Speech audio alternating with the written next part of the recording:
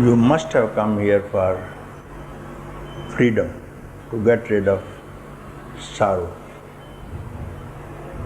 suffering. During this life, birth, disease, old age, death, and repeated history at the back of this. You can do away with this by simply listening. Listen to me, what I speak, and all is over. I don't give you any task, any work to do. It's not Barcelona that you have to run. It is satsang. You have not to exert, not even think a thought. Mind you, you can free yourself this moment. If you don't, this life. If you don't, in 1,000 lives. You have to simply listen it very carefully. How?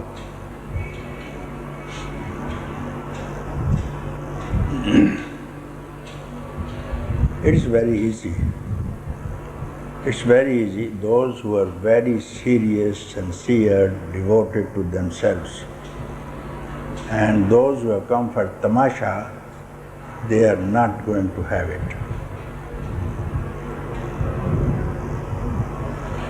What's this word you have to listen is the movement from the mind. If you give rise to the movement in the mind, simply movement, then the trouble arises. Endless trouble at your disposal arises. And this is only a notion that the moment is now rising from the consciousness itself of I am so and so, and you are so and so, that's all. This is the movement of mind. How much time does it take? And how much time will it take to stop it also? If you move this, endless creations you are going to create, including the creators, preservators, and the destroyers themselves, belong to this one movement of thought. If you check it, all is over. If you don't, it is not going to end, because if it is a reality, then it can end. Because it's your notion, the notion is not real.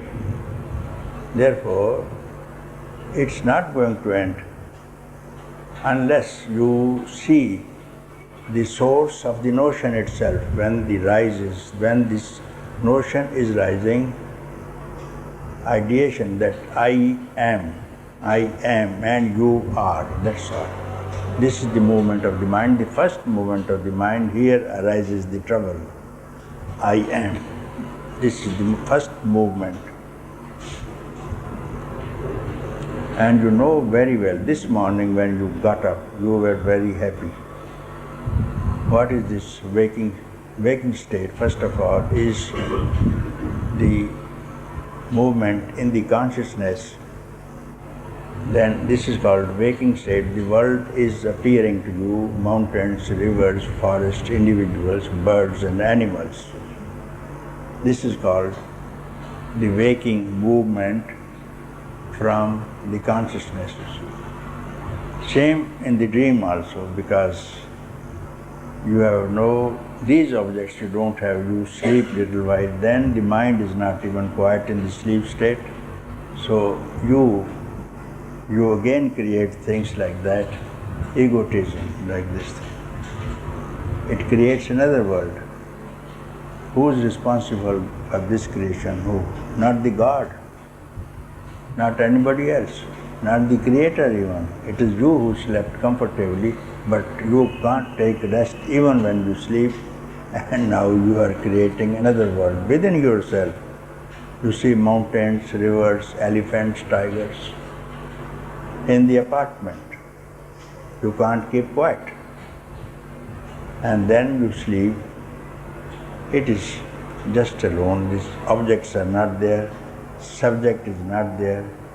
Only the ego is there, just like the chicks returned in the evening under the wings of the mother hen, the ego. They keep quiet because of ego, darkness. Next morning they will jump out of the wings. Again the same thing. See, for a little while take rest because your mind is exhausted by transactions of subject-object relationships. And then transcending these three states, waking, dreaming, sleep, there is another state called peaceful state, where you have peace. Very few would know this state about peaceful state, consciousness, happiness, bliss, existence. And yet, beyond this fourth also there is yet another state.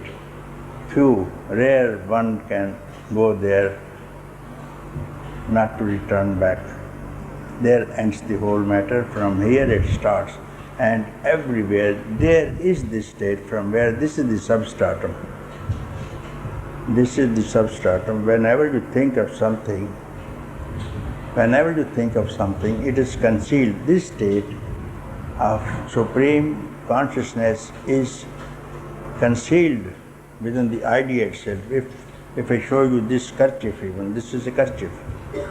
Length, breadth, height, its uses, name is kerchief. Form is this, you see. But you know the cotton you can't see. Cotton is not seen. No one can say it's a cotton, kerchief. Or different languages, the name and form. If you remove the name and form, you will see the cotton. If you remove the name and form, all that you see here and now, whatever you see, remove the name and form. You are in that state beyond the fourth which I described, you see. It will appear itself. It is there, that's not to be gained. It is already there because you are otherwise engaged in your fantasies. You have no time to look what is concealed. You only give importance to what is seen, importance to form and your notions, you see. So if you check your notion, one word, if you check your notion and intention, simply for the reason, don't allow any notion to rise or any intention in the mind, you see, for just this instant of time, what's going to happen. So this is one word. How to do it? Not to give rise. You must ask me a question, why? How to do, not to rise, give rise to this movement at all, you see. So this can be done when you make inquiry.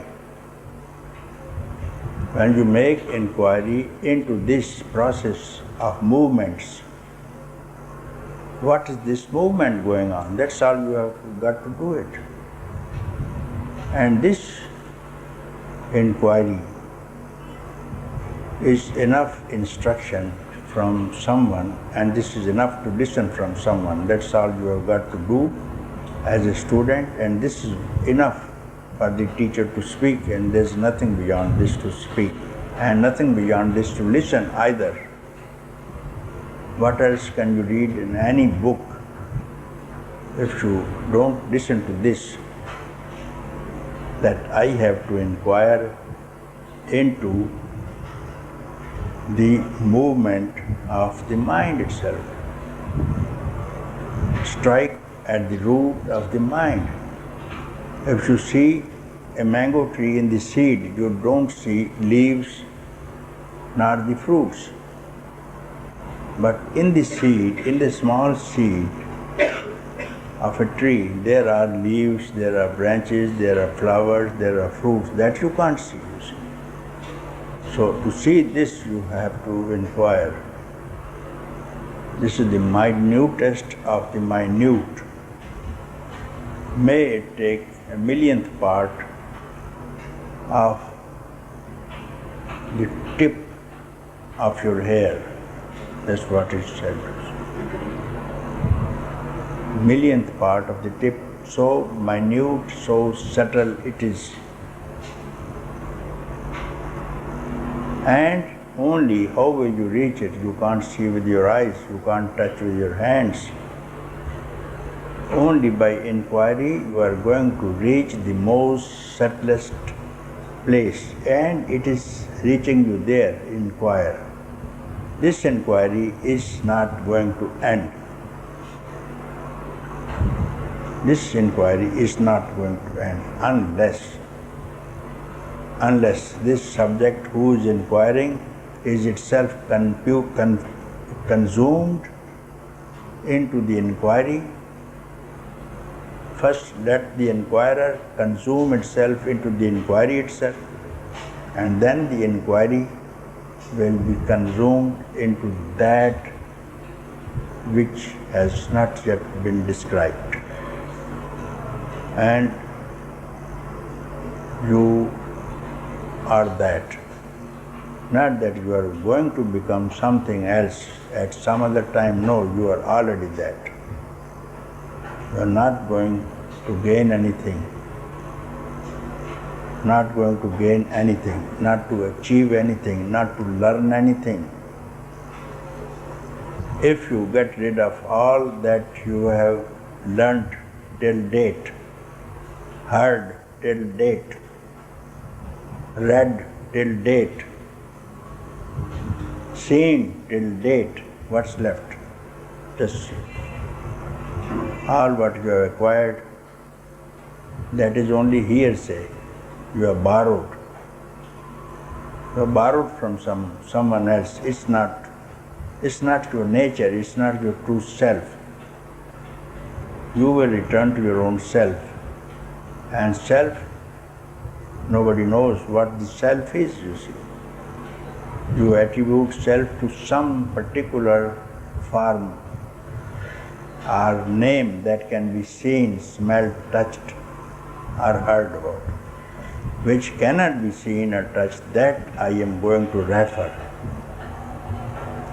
So how to do it? Simply inquire into the nature of what is seen, what this universe is, and what is the origin. Origin is not other than your own notion, because you have become first I am so and so. And then there is the world, there are relations. And this is the world. And this is your notion. Now if you find out the substratum of the notion, the source of the notion, and how to do it by simple inquire. What is the source of the notion? Simply look down. There's no other way. You don't need to do anything. Simply keep quiet and don't think.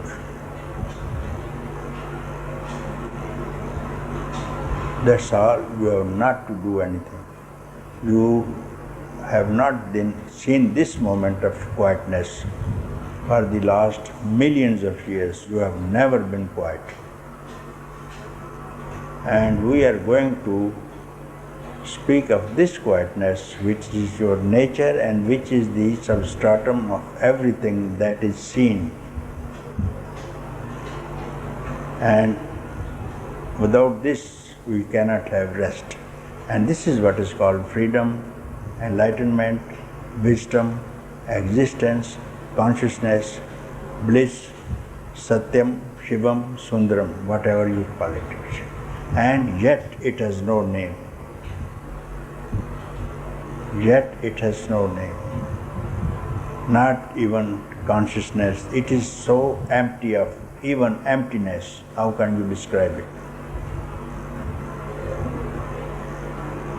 When you see a star, you can see a star because of the skies. You can see a star, you can't see a star unless the background of the sky. When you see the universe, you must be something, consciousness, which compels you to see the universe. When you see your own body, there must be consciousness through which you have experience of your body. What is this consciousness? You have never before thought of it.